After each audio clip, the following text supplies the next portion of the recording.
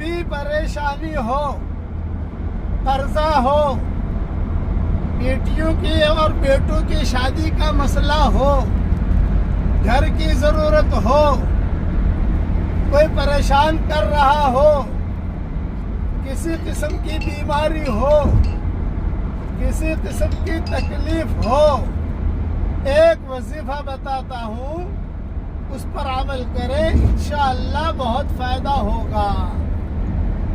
یا ارحم الراحمین، روزانہ 5 تسبیح پڑھا کریں، آگے پیچھے 11 مرتبہ درود ابراہیمی پڑھ لیجئے، انشاءاللہ 40 دن کے اندر انشاءاللہ رزلٹ آ جاوے گا، یہ علماء نے لکھا ہے۔